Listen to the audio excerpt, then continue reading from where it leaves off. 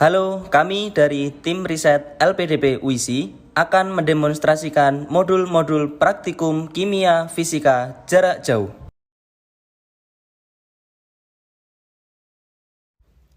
Percobaan pertama, kita akan belajar membuat termometer mandiri. Siapkan baskom berisi es batu, gelas ukur berisi air atau aquades, botol kaca bening 100 ml, sedotan transparan. Siapkan juga spidol hitam, malam atau plastisin, dan yang terakhir siapkan pewarna makanan secukupnya. Setelah semua alat dan bahan siap, mari kita mulai percobaan termometer mandiri dengan memasukkan air atau aquades ke dalam botol kaca bening. Air atau aquades ditambahkan ke dalam botol kaca bening hingga penuh. Kemudian setelah penuh ditambahkan sedikit pewarna makanan hingga warna air berubah. Pastikan penambahan pewarna makanan tidak terlalu banyak supaya tidak mengganggu dalam proses pengamatan untuk memastikan sedotan tidak menyentuh dasar botol. Selanjutnya kita pasangkan plastisin atau malam di atas botol. Pastikan pemasangan plastisin benar-benar menutup bagian atas botol kaca. Setelah itu, kita pasangkan sedotan dan kita rekatkan dengan plastisin. Pastikan benar-benar sedotan rapat dengan plastisin dan tidak menyentuh dasar botol. Selanjutnya, kita tambahkan air atau aquades ke dalam sedotan. Penambahan air atau aquades dilakukan untuk menaikkan air dengan pewarna supaya dapat dilakukan pengamatan perubahan suhu yang terjadi. Selanjutnya, kita tandai permukaan air menggunakan spidol permanen. Garis pertama ini dianggap sebagai suhu ruangan, dan selanjutnya termometer mandiri siap kita uji. Kita masukkan termometer mandiri yang telah kita buat ke dalam air dengan es batu. Setelah itu kita tunggu 15 menit untuk mengamati perubahan yang terjadi. Setelah 15 menit dapat kita lihat terjadi penurunan permukaan air di dalam sedotan. Selanjutnya kita tandai penurunan air tersebut menggunakan spidol permanen. Penurunan air yang terjadi ini menandakan terjadi penurunan suhu dikarenakan termometer mandiri yang kita buat telah kita masukkan ke dalam air dengan es batu. Garis kedua yang terbentuk akibat adanya penurunan suhu kita anggap sebagai titik 0 derajat. Berdasarkan percobaan tersebut dapat dikatakan termometer mandiri yang kita buat dapat digunakan. Selamat mencoba! Langkah pertama, kita siapkan buah naga secukupnya. Kita siapkan pula saringan untuk memisahkan sari buah naga dari dagingnya. Setelah alat dan bahan siap, selanjutnya kita hancurkan buah naga di atas saringan untuk mengambil sarinya. Kemudian kita buat pula indikator alami dari kol ungu. Kita siapkan kol ungu secukupnya, kemudian alat berupa blender. Setelah alat dan bahan siap, selanjutnya kita ambil beberapa helai kol ungu. Kita kecilkan ukuran sebelum langkah selanjutnya nanti kita blender atau kita haluskan. Setelah proses penghalusan selesai, kita lanjutkan ke tahap penyaringan. Penyaringan dilakukan untuk memisahkan sari kol ungu dari ampas dagingnya. Bisa dengan bantuan pengaduk untuk mempercepat proses penyaringan. Setelah didapatkan sari, buah naga, dan kol ungu sebagai indikator alami, selanjutnya kita siapkan larutan dengan pH 1 sampai 14. Sebelum dilakukan pengujian, kita cuci terlebih dahulu spuit menggunakan air aquades atau air mineral. Pencucian dilakukan untuk memastikan spuit terhindar dari pengotor.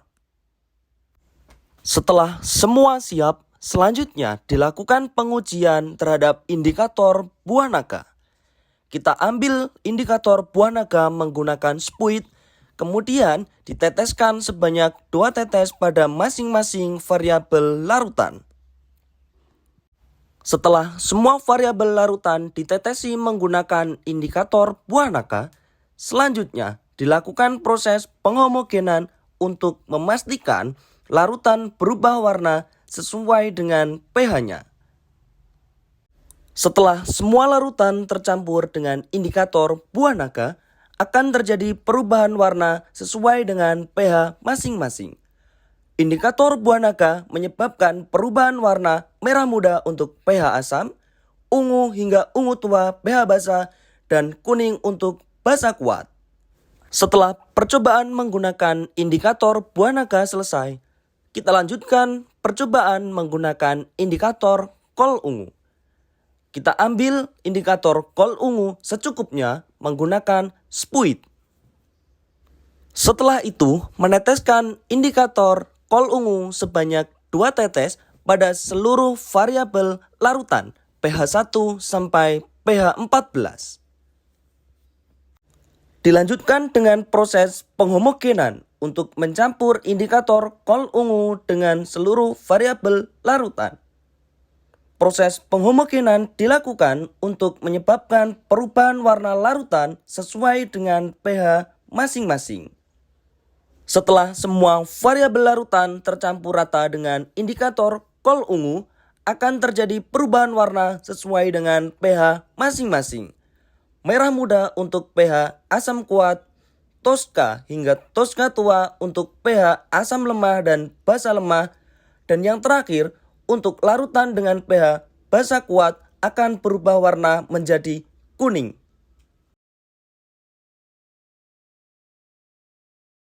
Kali ini kita akan membuat larutan asam cuka dengan berbagai macam pengenceran. Pada tahap pertama, kita buat larutan asam cuka atau CH3COH pengenceran 10 kali. Kita ambil 1 ml asam cuka, kemudian kita tambahkan 9 ml Aquades ke dalam asam cuka, sehingga didapatkan asam cuka dengan pengenceran 10 kali. Selanjutnya, kita akan membuat larutan asam cuka dengan pengenceran 100 kali. Caranya dengan mengambil 1 ml asam cuka dengan pengenceran 10 kali menggunakan bantuan spuit. Setelah kita dapatkan 1 ml asam cuka dengan pengenceran 10 kali, tahap selanjutnya menambahkan 9 ml Aquades ke dalam 1 ml asam cuka menggunakan bantuan spuit. Selanjutnya akan kita dapatkan asam cuka dengan pengenceran 100 kali. Kita lanjutkan dengan pembuatan asam cuka pengenceran 1000 kali. Kita ambil asam cuka dengan pengenceran 100 kali sebanyak 1 ml menggunakan bantuan spuit. Setelah itu kita tambahkan 9 ml Aquades menggunakan bantuan spuit. Akan kita dapatkan asam cuka dengan pengenceran 1000 kali. Selanjutnya, melakukan hal yang sama untuk pengenceran 10.000 kali hingga 10 juta kali, yaitu mengambil asam cuka 1 ml dari pengenceran sebelumnya. Kemudian kita tambahkan Aquades sebanyak 9 ml, sehingga akan didapatkan asam cuka dengan pengenceran 10.000 kali hingga 10 juta kali. Setelah semua variabel larutan siap, tahap selanjutnya melakukan pengujian pH menggunakan indikator kol ungu. Meneteskan sebanyak 2 tetes pada setiap variabel pH sehingga akan menyebabkan perubahan warna larutan. Perubahan warna yang terjadi yaitu merah muda untuk asam kuat dan ungu untuk asam lemah hingga pH netral.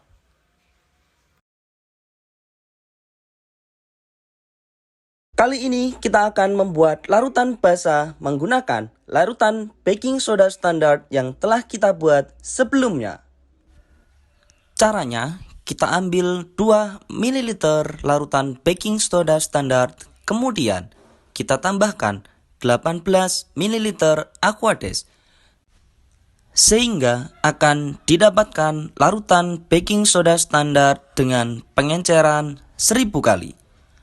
Setelah kita selesai membuat larutan baking soda standar atau larutan basa dengan pengenceran 1000 kali, selanjutnya kita buat larutan baking soda dengan pengenceran 10.000 kali. Caranya dengan mengambil 2 ml larutan baking soda standar pengenceran 1000 kali, kemudian ditambahkan 18 ml Aquades. Setelah ditambahkan 18 ml Aquades, akan kita dapatkan larutan baking soda dengan pengenceran 10.000 kali. Kita lanjutkan dalam pembuatan larutan baking soda standar dengan pengenceran 100.000 kali. Caranya dengan mengambil 2 ml larutan baking soda standar pengenceran 10.000 kali, kemudian ditambahkan Aquades sebanyak 18 ml. Akan kita dapatkan larutan baking soda standar dengan pengenceran 100.000 kali. Selanjutnya, cara yang sama dilakukan untuk membuat baking soda standar dengan pengenceran 1 juta kali dan 10 juta kali, yaitu dengan mengambil 2 ml larutan baking soda standar pengenceran sebelumnya, kemudian ditambahkan 18 ml Aquades, sehingga akan didapatkan larutan basa baking soda standar dengan pengenceran 1000 hingga 10 juta kali. Setelah larutan selesai dibuat, tahap selanjutnya adalah meneteskan sebanyak 2 tetes indikator kol ungu atau kubis ungu ke dalam semua variabel larutan. Selanjutnya akan didapatkan perubahan warna yang terjadi mulai pengenceran 10 hingga 10 juta kali. Adapun perubahan warna yang terjadi mulai toska hingga ungu.